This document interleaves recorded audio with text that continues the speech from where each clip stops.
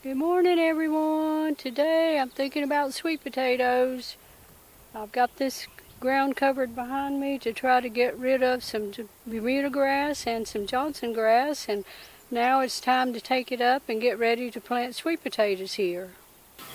We're in mid-May now and it's starting to warm up outside again. We've been through another cool spell, but now it's getting warmer, and I have set these sweet potato plants outside to try to harden them off, and you can see I still have them in the jars with the water, and you can also see that some are a little bit droopy, making this adjustment, but they should adjust in just a few days. I've got them in partial sun and partial shade to try to help them make that adjustment.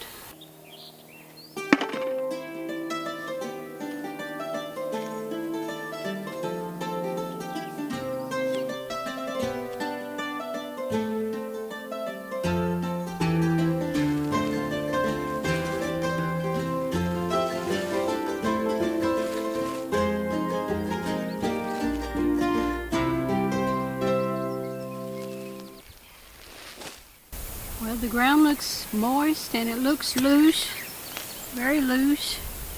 And I see earthworms in here, so that's a good sign.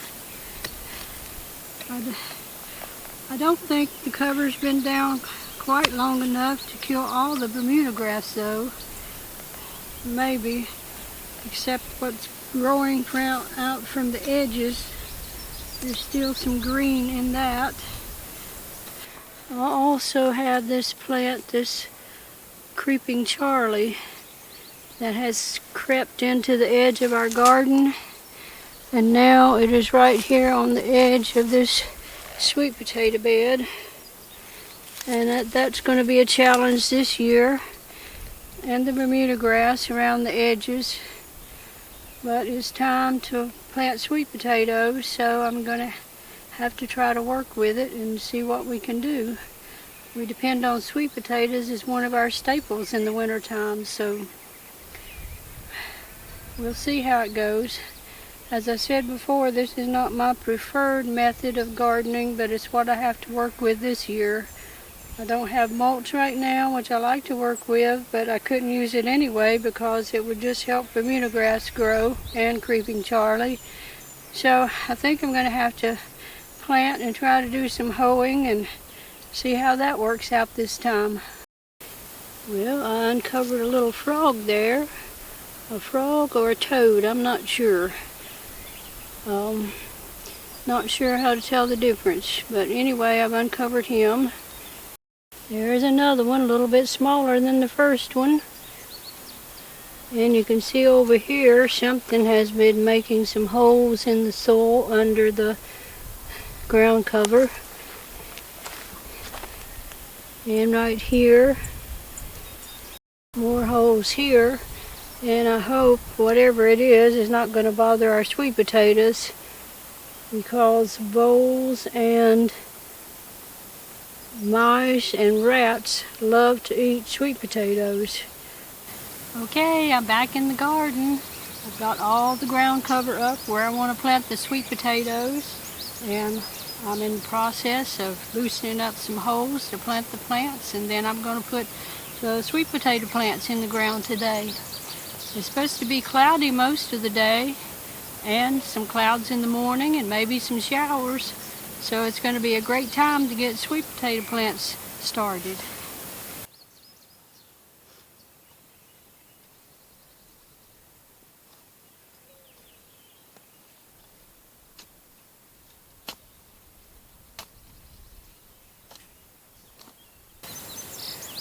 You can see the plants that I started in the house, and I took them outside for a few days to let them harden off some and adjust to the outside. And you can see all the nice roots and the nice leaves, so they look very healthy and ready to go in the ground.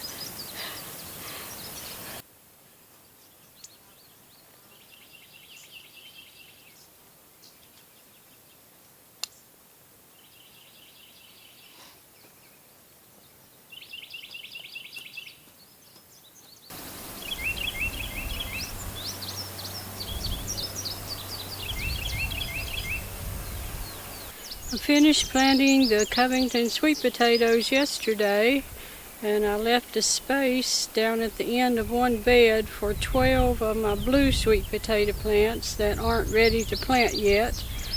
And then over on the right side of this bed I have quite a bit of space that eventually is going to be filled in with sweet potato vines. But until then, I'm going to try planting a row of green beans on the edge of this little garden bed to see if I can get some green beans before the sweet potato vines take over. Yesterday that soil was pretty difficult to hoe, so I wet it down with some water, thinking that if I wet it and waited until the next day, maybe it would be a little easier to hoe and get the bean seed in. Adding the moisture yesterday did help. It's showing a lot better today.